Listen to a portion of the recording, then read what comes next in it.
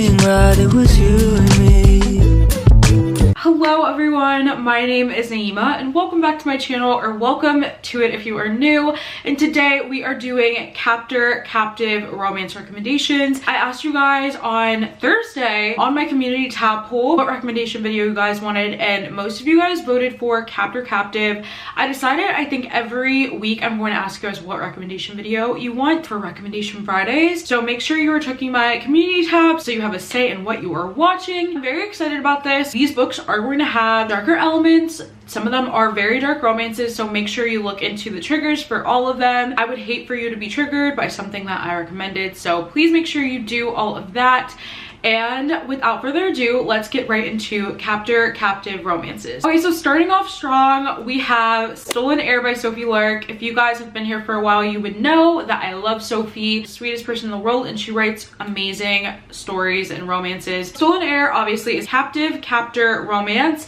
We have Miko, he's a part of the Russian mob, I believe, and then we have Nessa, who is a part of the Irish mob, or she's not really a part of it, but her family, you know, is in the Irish mob. This is the second book in the Brutal Birthright series. You do not have to read Brutal Prince first, even though that is the first book. You can honestly jump around with this series, but I love these books and I would recommend the entire series. So Miko's father was murdered by the Irish mob, and naturally he wants his revenge, so he decides to take Nessa, who is the daughter of the head of the Irish mob, and now he's gonna get his revenge. This book is very beautiful. I just love a ballerina dancer and then like a beast-like character. This is a reimagining of Beauty and the Beast, so there's those elements in there. You have this big, pretty, lonely manner, the Beast who doesn't really love anyone, who is kind of cold, and then you have Nessa, who is a like high-stress ballerina, but she's also very nice and lovely. He kidnaps her and takes her to his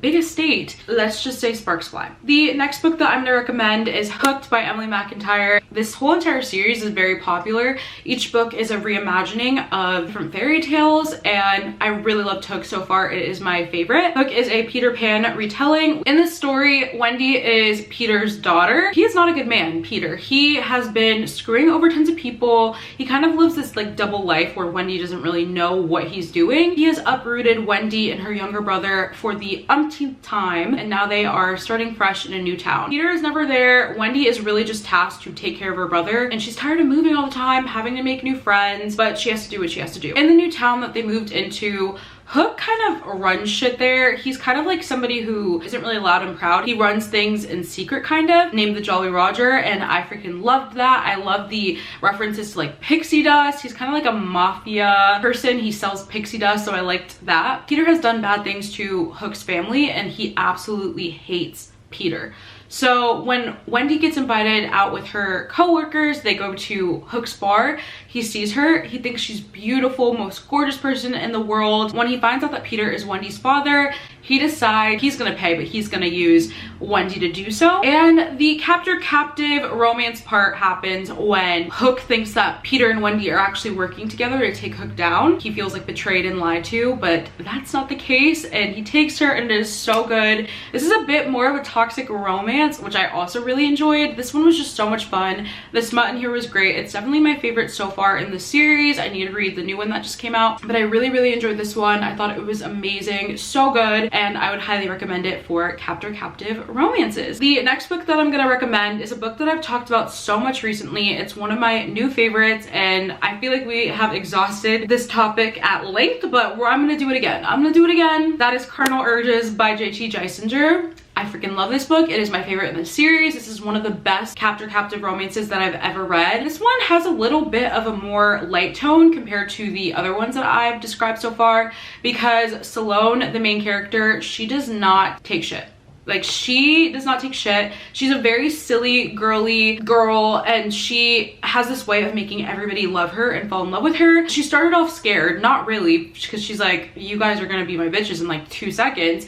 And all of Declan, the hero's men, like literally worship the ground that she walks on. They love her, so it wasn't as scary as the other ones that I've recommended so far. So in this book, we have Declan and 𝓶𝓮𝓬𝓬𝓲𝓪. We read about 𝓶𝓮𝓬𝓬𝓬𝓬 in the first book, which is Ruthless Creatures. She is the heroine's best friend from Ruthless Creatures.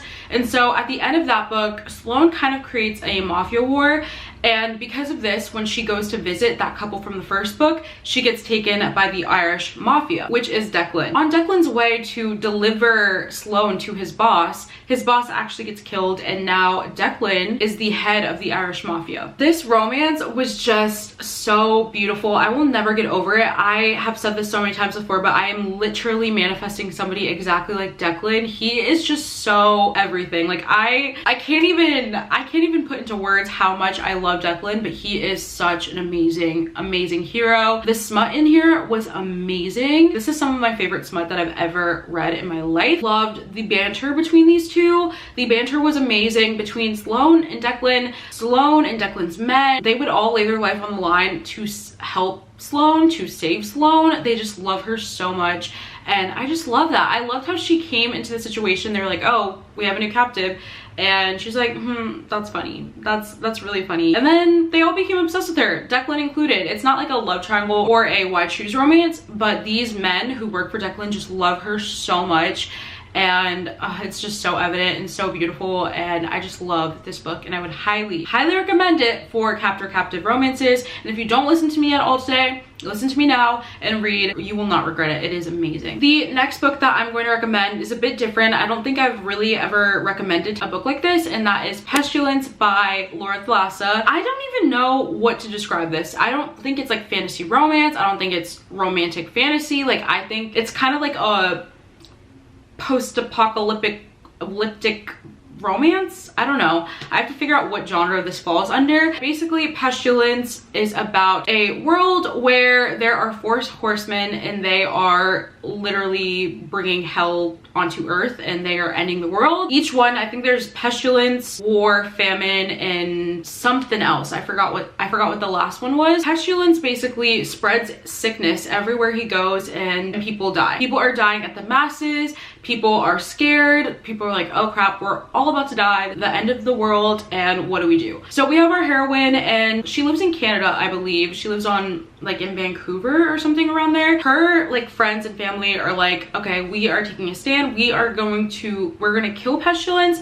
and he's gonna have to stop this. She is actually like a firefighter. Her and her firefighter friends are like, okay, we're gonna kill it. So they all draw sticks, and whoever draws like the worst stick, I don't even know how that works, you basically have to stay and kill Pestilence. Everybody helps get ready, but only one can do it, and the rest have to like get away really fast. And so naturally she draws the shitty stick, and she has to kill Pestilence. Little does she know that many people have tried and failed at killing Pestilence. It'll work for a second, but like he can't die. When he wakes up from his death, he's very pissed, as you can imagine. And so he decides he's going to take the heroine along with him, literally torture her. Sometimes he's like literally on a horse just riding around, and he'll have her like dragging on the floor, like tied up, and she has to run after them. Her legs get tired, he drags her. She has tons of like burns and scrapes and cuts, and it's just really bad. That part, I was like, oh, Pestilence, stop. He basically takes her along with him as an example to all of the other humans. Like, if you try to kill me, this will happen to you, and you will be my captive, my slave. Just don't try it. Don't try it, because it's inevitable. You're gonna die. This book actually had me really tearing up sometimes, because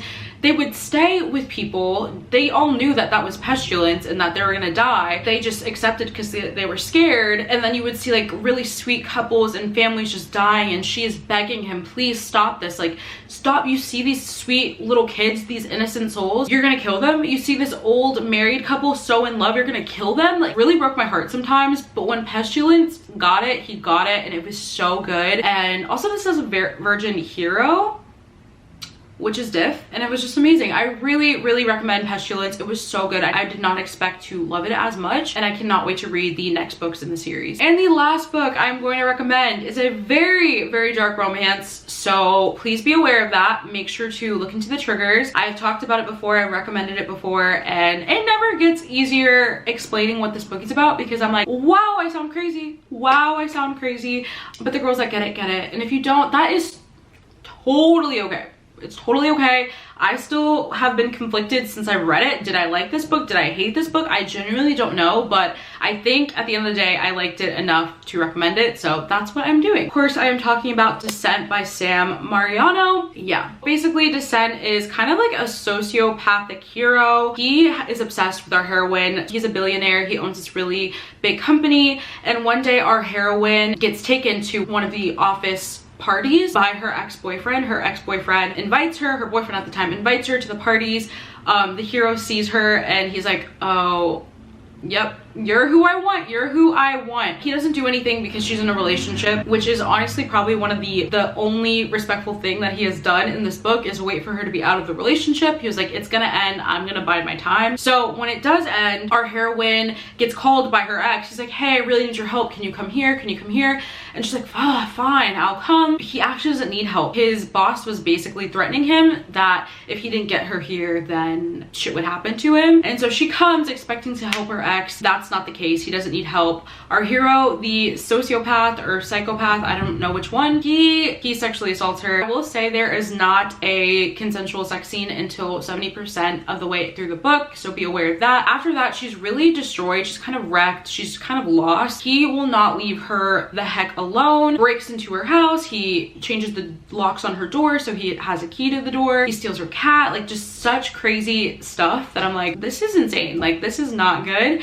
And then he decides to make a deal with her that she goes on 3 dates with him, then he will leave her alone. She does the 3 dates. Guess what? He does not leave her alone. He then blackmails her and is like, if you don't continue to see me, then I'm gonna expose your best friend for doing something bad. And it's just that, like, back and forth. They both try to like undermine each other and try to trick each other. It just was not working because he kind of not well. He takes her. Yeah, there's all of that. It was interesting. When I was reading it, I genuinely didn't know whether or not I hated it or loved it. Sam Mariano is just has that ability for me. I'm like, do I love this or do I hate it? Like, I genuinely cannot tell because I feel like manipulated alongside with the characters. Remember reading it, but I could not put it down, and I would be like, oh, I'm done with this, I don't want to read anymore. And then it was really, really addicting, and I just wanted to know what would happen next. So yeah, I wouldn't say I loved the smut scenes just because I don't even remember them, but they were mostly dub-con or sexual assault, so there's all of that. Anyways, that is the last book that I am recommending today for Captor Captive Romances. If you enjoyed this video, don't forget to leave a big like and a comment down below. Also, if you are still here, leave me a, what emoji? Leave me a smiling devil emoji. I don't know.